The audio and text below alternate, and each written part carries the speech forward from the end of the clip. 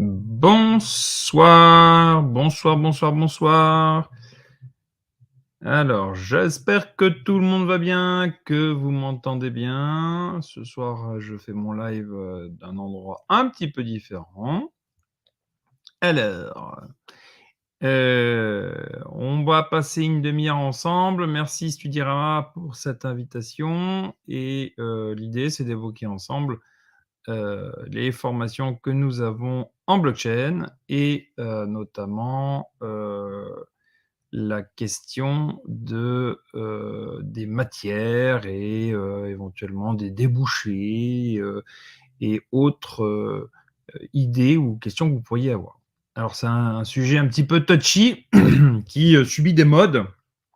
C'est-à-dire que parfois c'est un sujet qui est très à la mode en quelques mois parce qu'il y a une idée de gain derrière, hein. La blockchain, c'était un petit peu le nouveau miracle après les tours que ont pu jouer aux investisseurs les créateurs de start-up dans les années 2000, avec la start-up économie, l'internet économie. Et ben, on a eu un peu la même chose depuis quelques années avec la blockchain. Et puis les gens ont investi massivement et puis ont perdu de l'argent. Et bon, voilà. Alors, en réalité, la blockchain, c'est pas du tout une histoire de gagner de l'argent ou perdre de l'argent. Ce qui est très bien, d'ailleurs, de gagner de l'argent, hein, entre nous soit dit. Hein. La blockchain, c'est une nouvelle manière d'organiser les informations. Et blockchain, vous mettez blockchain et intelligence artificielle et vous avez l'avenir des logiciels de demain. C'est-à-dire que c'est pas très compliqué. Hein. La blockchain, c'est une organisation qui repose sur une sécurité absolue des transactions, une sécurité absolue des informations qui circulent, avec un codage qui ne peut pas être découvert. Donc, vous avez une sorte de train qui tourne sans cesse. Hein, c'est un peu comme ça que j'explique ce qu'est la blockchain. Et puis, à chaque fois que vous avez une interaction avec la blockchain, c'est un peu comme si vous créiez une gare. Alors, il y a des gares qui sont là depuis longtemps, il y a des gares qui peuvent être créées artificiellement, momentanément. Et tout ce qui se passe est consigné, est enregistré. Donc, on parle de registre enregistré dans la blockchain. Et c'est en fait une espèce d'immense traçabilité. Et on pourrait dire d'ailleurs que si jamais, vous savez, il y a des gens qui pensent que l'avenir est déjà écrit par le type de là-haut, là. Alors, c'est pas une critique des religions, hein, mais les religions monothéistes pensent que tout est écrit. Les pères de l'Église, au rang desquels Saint-Augustin, la prédestination de notre avenir et le fait que quand vous naissez, en peu ou prou, vous savez déjà si vous êtes condamné ou pas, si vous allez du côté gentil, du côté méchant, bon bref.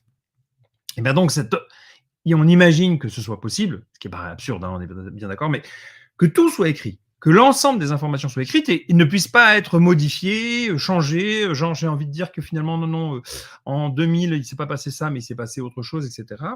Donc, une sorte de non-falsification de l'information et des relations qu'ont eu les gens entre eux, des échanges qu'ils ont eus, des apports qu'ils ont pu apporter, donc apport apporté, contribuer à la chaîne. Tout ça est noté et ne peut pas être modifié, changé.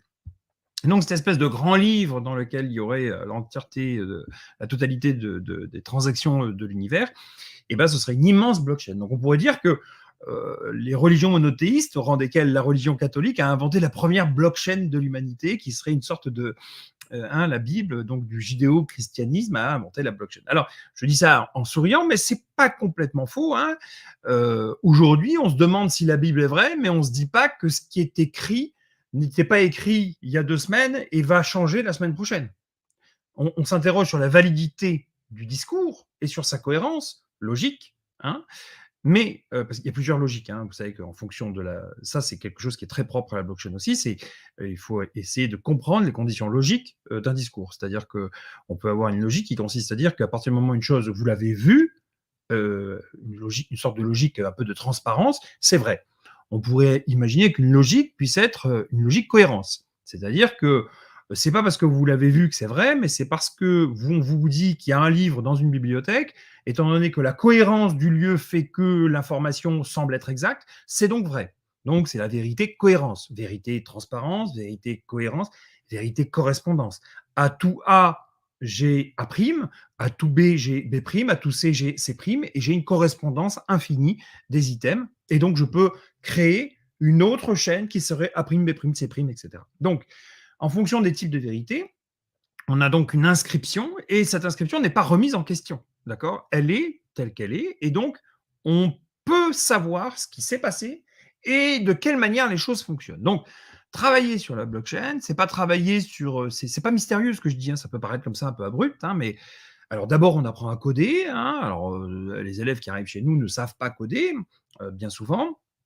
D'abord, ils commencent par apprendre à coder.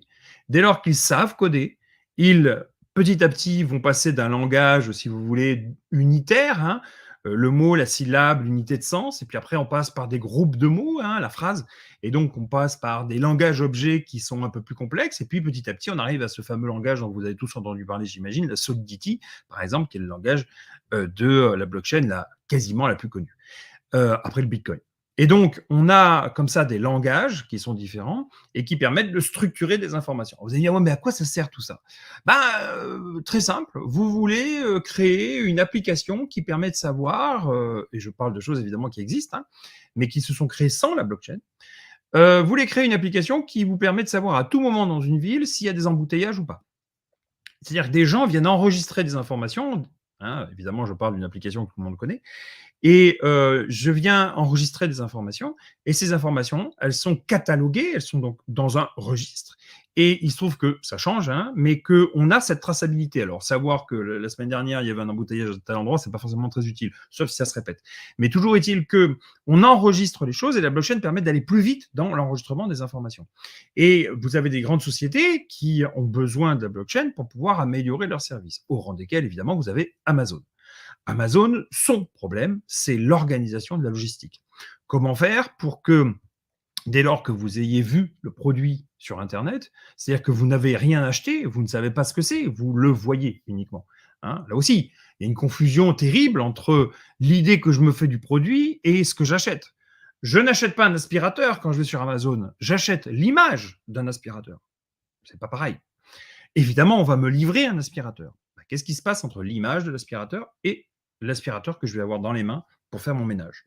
Eh bien, la blockchain permet à Amazon, qui est en train de travailler dessus, de contrôler, de comprendre l'ensemble des dispositifs logistiques qui vont faire que cette image, elle existe vraiment. Il faut contrôler. Hein. Un vendeur pourrait très bien vous dire, ouais, moi j'ai un super aspirateur, il est bleu et rose et vert, et il vous met une photo qui a été truquée, intelligence artificielle facile, et puis derrière, vous payez, je sais pas moi, 200, 300 cher, beaucoup d'argent, et puis vous recevez jamais rien.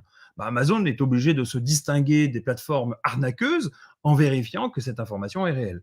Et elle ne vérifie pas qu'elle est réelle en se disant que bleu et jaune, ça n'existe pas, un aspirateur, mais en faisant de telle sorte qu'il y ait une crédibilité du vendeur, ou que le vendeur ait déjà acheté, ou que le vendeur ait des stocks qui soient disponibles, accessibles, visibles par des robots ou par une visualisation. Cette information, elle remonte, elle est enregistrée, Amazon peut y avoir accès, elle tourne pour que tout le monde puisse y avoir accès, que d'autres revendeurs puissent aussi savoir quels sont les prix pour pouvoir faire jouer la concurrence, faire baisser les prix, voire les augmenter, etc. Vous voyez, ce concept d'informations qui circulent, cette espèce de translation immédiate, constante, continue de l'information, est permis par la blockchain. Alors évidemment, un développement d'une blockchain Amazon, ce qui est en train de se faire, hein, Jeff Bezos va sortir sa crypto, enfin vous avez peut-être vu des articles, alors il y a peut-être des crises en ce moment, la crise immobilière, la crise du Golfe, etc., qui font que c'est peut-être pas le moment, mais en tout cas, on est en train de travailler dessus. Et toutes les banques, toutes les sociétés qui sont très structurées, assez grosses, ont besoin de personnes qui vont développer des blockchains. Donc la blockchain, c'est pas un mythe, c'est pas un truc bizarre, etc. C'est vraiment quelque chose qu'on apprend. Alors, Marion nous dit comment se déroule le bachelor blockchain architecte. C'est très simple. Vous arrivez dans le bachelor et en fonction de votre niveau, on va vous apprendre à coder. Alors, il y a des jeunes qui arrivent, qui savent un petit peu coder. La plupart, en général, découvrent. Et vous apprenez à coder, à coder, à coder. Alors, vous avez cette grande partie qui est l'informatique. Vous avez une partie d'économie aussi. Et puis, vous avez une partie projet. C'est-à-dire qu'on vous apprend les choses, on vous apprend les outils, on vous apprend à penser. Pourquoi l'économie? Parce que l'économie, c'est la manière avec laquelle on arrive à comprendre ce que j'ai dit sur le fait qu'une image qui est sur un site internet ne correspond pas forcément à un produit qui existe. Par exemple, si je vous dis que je vends sur Amazon une Rolls-Royce en or à 400 euros, vous voyez bien qu'il y a un problème. Pourquoi vous savez qu'il y a un problème? Parce que vous avez des connaissances économiques basiques que beaucoup de monde a. Mais celui qui ne sait pas ce que c'est qu'une Rolls-Royce, ne peut pas l'avoir, par exemple, cette connaissance. Celui qui ne connaît pas l'équivalent de l'euro, voilà, si je vous parle de franc CFA, par exemple, vous ne saurez pas ce que c'est. L'équivalence franc CFA avec le franc, avec l'euro, vous ne le connaîtrez pas. Donc, ce sont des notions économiques. Ce n'est pas de la culture générale, hein, c'est de l'économie pour le coup, hein, vraiment. Hein. Ce sont les lois qui régissent les relations que nous avons à l'intérieur de notre propre foyer, entre les foyers, et à l'intérieur d'une économie qui est d'abord nationale et puis après internationale, globalisée, ce qu'on appelle la mondialisation aujourd'hui. Donc, ça, il faut avoir quand même des petits réflexes. Alors évidemment, la Rolls à 400 euros, basique, hein, on est d'accord, mais il y a des choses un peu plus complexes. Si je vous dis que le PIB de la Hollande a baissé de 40%, est-ce que c'est vrai ou pas vrai? Alors vous allez me dire 40%, ça fait beaucoup. Bon, ok, très bien. 23%, c'est vrai ou c'est pas vrai? Déjà, c'est un peu plus chaud à comprendre. Hein. Bon, ben voilà. Et puis de quand à quand il a baissé? De quoi on parle? Et puis il a baissé en indice, c'est-à-dire on a un indice 100 et on arrive à un indice 77, hein, moins 23.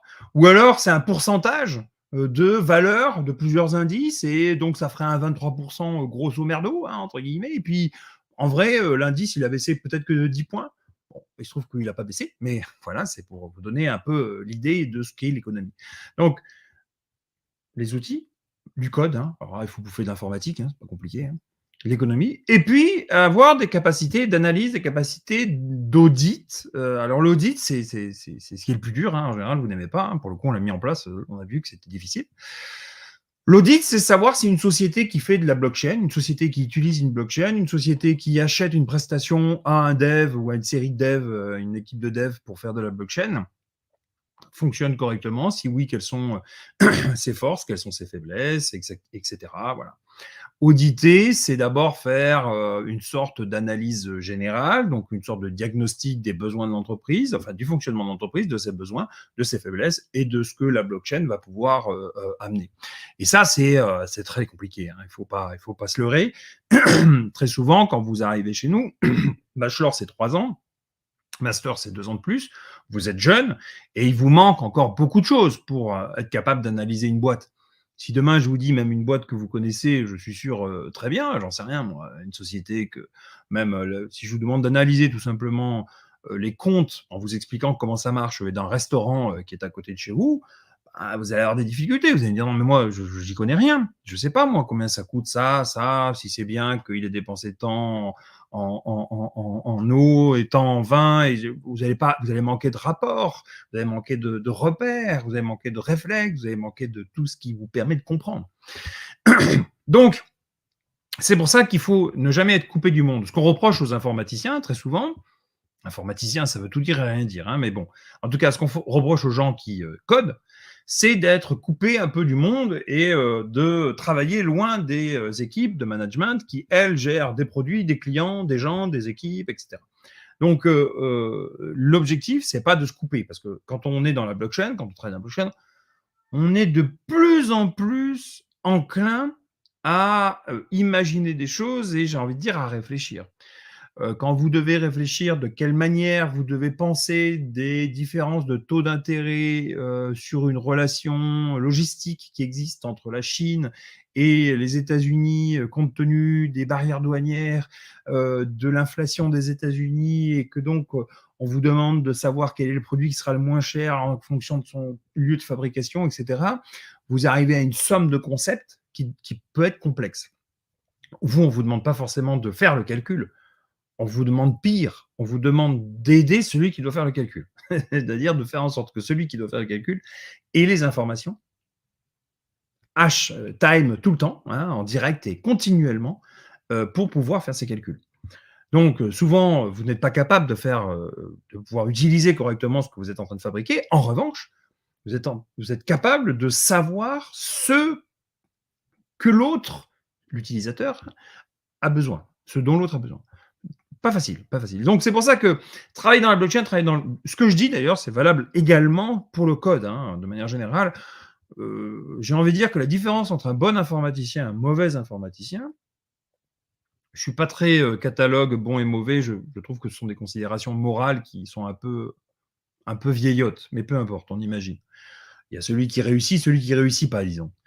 Et ben celui qui réussit, c'est celui qui est vraiment au courant de tout. C'est celui qui a une grosse culture générale, c'est celui qui sait ce que c'est que l'économie, c'est celui qui pouffe de rire dès que je dis Rolls-Royce à 400 euros, c'est celui qui sait que le franc CFA, ça vient de la colonisation française et que si badaniana, c'est celui-là, le bon informaticien. C'est celui qui a une culture, c'est celui qui comprend un petit peu les choses. Donc attention de ne pas se retrouver dans une position d'informaticien bas de gamme. L'informaticien bas de gamme, c'est celui, vous voulez quoi? Bah voilà, j'aimerais réfléchir. Ah, non, non, mais moi je suis informaticien, vous me donnez un cahier des charges et je l'applique. Et puis là, vous vous rendez compte, vous dites, OK, on fait un cahier des charges. Là, on apprend à nos élèves à faire un cahier des charges. Ça fait partie du programme. Cahier des charges d'une plateforme logistique pour livrer des fromages bio, un exemple vrai, hein, pour livrer des fromages bio à Paris qui ont été fabriqués un peu plus au sud de Paris. Bon, ça a l'air d'être comme ça, fromage bio, bon, on ne parle pas non plus de trucs, mais le nombre d'informations à connaître est tellement important, le nombre de spécificités à implémenter est tellement important que le cahier des charges, c'est pas 10 pages, c'est 10 000 pages, parce qu'il faut tout écrire. Et très souvent, pourquoi on ne fait pas un cahier des charges? Parce qu'on n'a pas le temps matériel de d'écrire, de verbaliser, d'ailleurs d'abord de verbaliser et puis après d'écrire en équipe, hein, quand on n'est pas d'accord, on est tout ce qu'on a pensé. Ben, c'est juste impossible. La phrase de Boileau que j'adore et que vous m'avez peut-être entendu dire en live, ce qui se conçoit bien s'énonce clairement et les mots pour le dire arrivent aisément, eh ben là, elle marche plus parce que on n'a pas le temps de penser correctement, d'avoir les mots qui arrivent tranquillou bidou et de les écrire. Ça marche pas. Donc, ça prend du temps. Et le cahier des charges, qui devrait être un passage un peu obligatoire de l'informaticien, devient une tannée et finalement, ben, les gens ne l'utilisent pas et c'est complexe. Alors, question d'Yanis, comment faut-il faire pour intégrer le bachelor? Quelles sont les spécialités à privilégier au lycée? Pour intégrer le bachelor, c'est très simple. Il faut être motivé, il faut avoir compris tout ce que j'ai dit là. C'est-à-dire qu'il faut que vous ayez le sentiment que ce que je raconte, c'est pas du chinois et que même si vous ne savez pas, même si vous n'êtes pas bon en économie, même si, ben, vous savez que vous allez vous y mettre et que voilà. Nous, on veut des gens qui sont pleins de bonne volonté et qui veulent faire. Ce qu'on ne veut pas, ce sont des gens qui, j'ai envie de dire, se laissent vivre. En fait, on est un peu comme tout le monde, vous savez, on veut des étudiants qui sont bien, on veut des étudiants, alors je dis pas bien, pas mauvais, rien, mais des étudiants qui sont impliqués, qui sont travailleurs, qui font leurs devoirs en temps voulu. Alors les devoirs en informatique, en code, c'est hyper important parce que si vous n'avancez pas, bah, l'étape d'après, elle devient plus complexe, voire impossible à faire puisque vous n'avez pas fait ce qui avait été avant. Donc, et souvent, vous ne l'avez pas fait parce que c'est un mélange de difficultés, d'incompréhension, de fainéantise, de j'ai autre chose à faire que de faire ça, hein, de ça m'a saoulé, etc. Donc, ben, oui, c'est un peu long, quoi. Donc, voilà ce qu'on veut comme étudiant. Donc, concernant les spécialités, honnêtement, il n'y a pas de spécialité. Alors évidemment, si vous êtes très très fort en maths, si vous avez une appétence pour les sciences de l'ingénieur et de l'informatique, tant mieux, bah, évidemment. Mais est-ce que parce qu'on n'est pas bon en maths, on n'est pas capable de faire une blockchain? C'est pas vrai du tout, parce qu'on fait appel à la logique, et la logique, ce n'est pas les mathématiques. Je vous renvoie à la fin du XVIIIe siècle et au XIXe siècle, quand on s'interroge sur la question de la logicisation des mathématiques et de la mathématisation de la logique, et notamment Boole jusqu'à Wittgenstein, vous vous rendrez compte que les maths et la logique sont deux choses différentes. Et j'ai envie de dire, on pourrait même dire que l'esprit humain, notamment sa créativité, sa capacité à penser, son intelligence, font que on a même créé, on a même aujourd'hui la capacité à dire qu'on a même une troisième force qui serait un mélange de logique, un mélange de mathématiques, un mélange de compréhension, j'ai envie de dire, un peu sociale des choses, d'intelligence sociale, et qui serait l'intelligence humaine. Donc, vous voyez, donc, difficile de vous dire, ben, c'est quoi la matière que vous devez prendre ou la spécialité. Il n'y en a pas. Tant qu'on y est, donc avant, qu'est-ce qu'il faut faire comme matière? Bah, je vous l'ai dit, je ne sais pas. Et après, qu'est-ce qu'on fait comme métier? Bah, c'est pas compliqué, que ce soit après le bachelor ou après le master, vous allez travailler dans une banque, dans une société qui fait de la logistique, aujourd'hui dans les sociétés de météorologie, dans les sociétés qui ont besoin de structurer de l'information pour en faire une immense chaîne et pour pouvoir la rendre accessible. Et si vous voulez, j'ai l'impression qu'aujourd'hui, il y a 3 sujets principaux, hein. Premier sujet, il faut que l'information soit accessible à tous, rapidement, facilement, sans passer par des armadas de codes, de sous-codes, de contrôles qui peuvent être particulièrement harassants pour un client et qui peut se désengager de l'acte d'achat parce que c'est trop compliqué. Donc, accessibilité.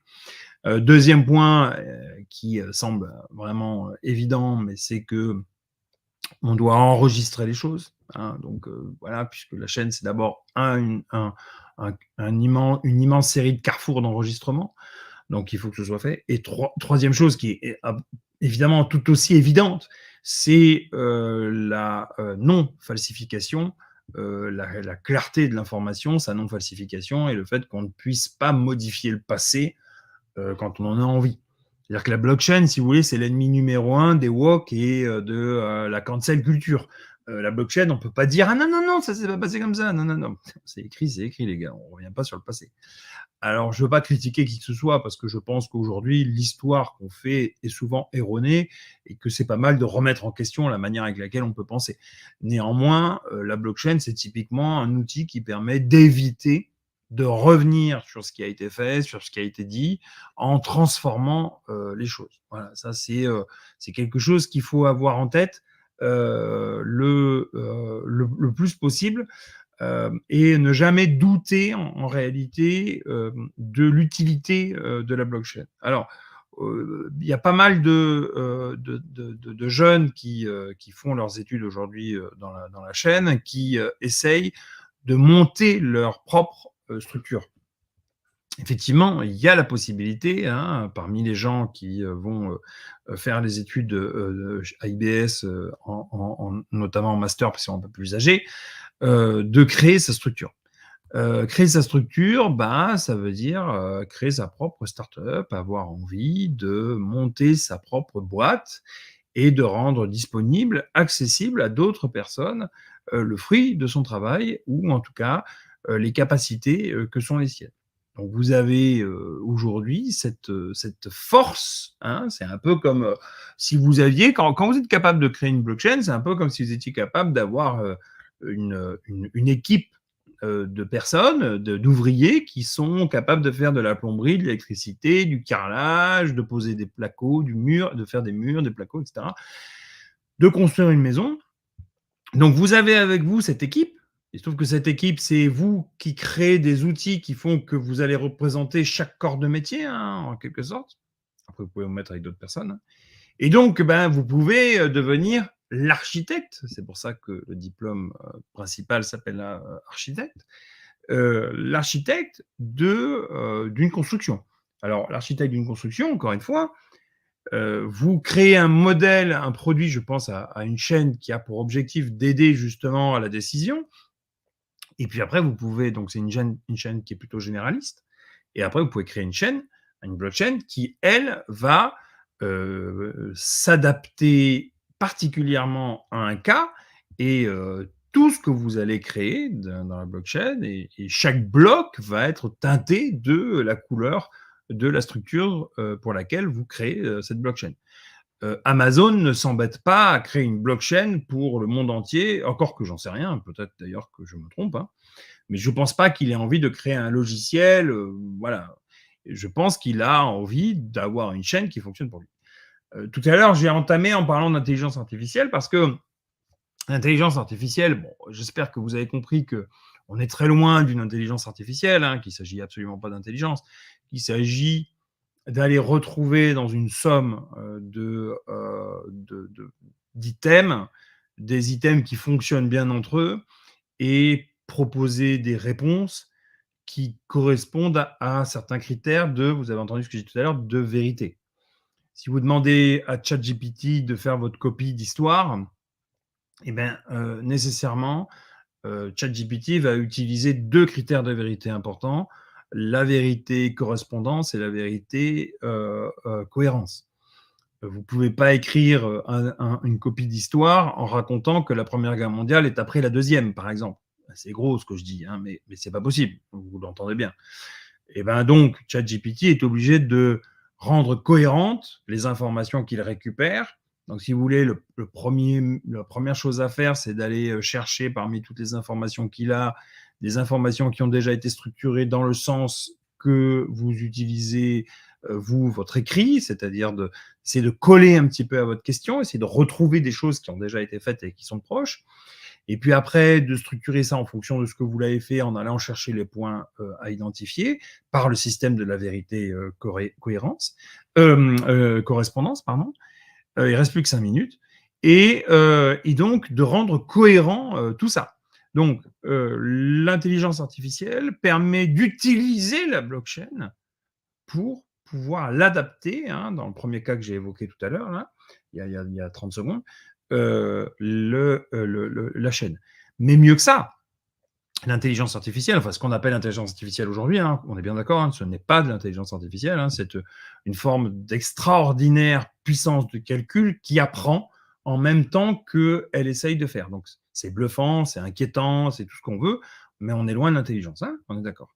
Donc cette intelligence artificielle-là, ChatGPT, va être capable également de créer des blockchains. Et ça, c'est génial. C'est-à-dire que dès lors que les créateurs de ChatGPT auront réussi à implémenter la totalité du code Solidity, alors je ne sais pas où est-ce qu'ils en sont. Pour le coup, là, je parle d'un truc. Ça se trouve, c'est déjà fait. Ça se trouve, c'est en train d'être fait. Ça se trouve, c'est pas encore fait. Je pense que c'est soit déjà fait, soit en cours. Mais je pense qu'aujourd'hui, on peut demander dans l'absolu comme ça, de dire à ChatGPT, en version payante, machin, crée-moi le code d'une blockchain qui aurait telle caractéristique. Alors, il faut mettre un mini cahier des charges quand même, hein, je pense qu'il faut mettre peut-être même quelques lignes de code quand même pour bien structurer, décider le langage, etc. Donc, à mon avis, il faut mettre une dizaine de pages, de rentrer une dizaine de pages dans ChatGPT, mais derrière, il vous en sort 5000. Je pense que ça, c'est possible. Voilà. Pour celles et ceux qui ne connaissent pas ChatGPT, si ça existe, enfin je ne sais pas, hein, je ne sais pas où est-ce que vous en êtes de la culture générale informatique. ChatGPT, c'est donc un outil. Vous lui posez une question et il y répond et il vous bluffe parce qu'il y répond comme un être humain, il répondrait. C'est ça ChatGPT. Vous tapez ChatGPT sur Internet, chat comme un chat d'ailleurs, GPT. Hein, les lettres GPT, et là vous aurez donc des réponses sur, et puis après vous allez vous créer un compte et puis vous pouvez les tester. C'est passionnant, hein. Moi j'ai passé énormément de temps dessus, notamment avec les images, pour créer des images. C'est fantastique. J'ai une question là de Guillaume qui nous dit quel est le salaire moyen dans le domaine de la blockchain. Ça peut être très élevé.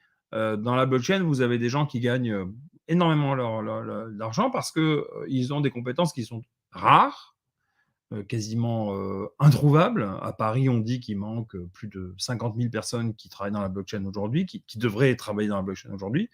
Donc, c'est une histoire de négociation. Mais c'est toujours pareil. J'ai vu des jeunes, là, des petits jeunes qui avaient trouvé des stages à 2 000 € par mois, ce qui n'est pas beaucoup, hein, pour la blockchain. Je sais que ça peut vous paraître beaucoup, mais on peut se faire payer en stage beaucoup plus cher, hein. Parce que, en fait, ils appliquent un peu bébêtement le programme, quoi, vous voyez. On vous demande de penser. Hein, l'économie, la manière avec laquelle vous allez organiser les choses, vous allez analyser, vous allez diagnostiquer le paysage dans lequel se trouve la structure, etc.